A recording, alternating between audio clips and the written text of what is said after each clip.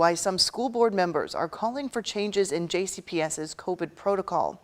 That's as Jefferson County remains in the red zone for COVID, meaning masks are required in schools at least next week.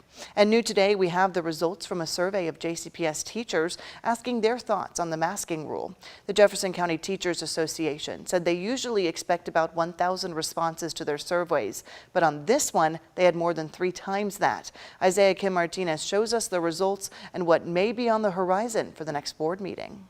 School board member James Craig says the actions of school districts across the country show we're in a different phase of living with COVID. Some teachers telling me, though, their specific vulnerabilities should still matter inside school walls. Results from the Teachers Association's latest survey speak for themselves. We were certainly hearing mixed feedback. Out of more than 3,400 JCPS educators who voted, 52% are against the current mask requirement. 38% voiced support for the guidance as it's written now, including Kumar Rashad. I definitely voted to protect my students and to protect members of our community. Rashad teaches at Breckenridge Metropolitan High. My school is 90% black. Just down Broadway, east of downtown Louisville. He says most black teachers and parents he talks to want that extra layer of protection. You know, the majority rule often doesn't take into its thought process the effects that it will have on minorities or people of color. But others point to more than half of the district's teachers wanting the mandate gone. We have significant community pushback. JCPS board member James Craig saying it's time to alter the policy and how we live with the virus. There is no other school district in the Southeast or the Midwest. There is no other school district in the state of Kentucky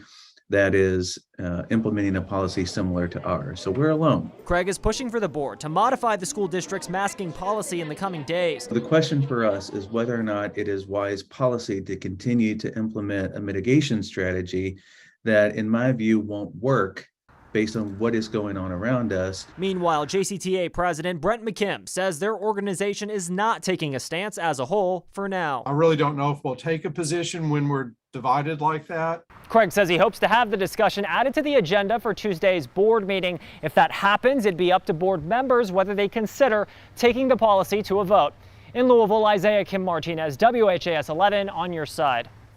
Out of those 3,400 surveyed, 10% chose to stay neutral. The JCTA says they're not taking a side, like you just heard Isaiah say there.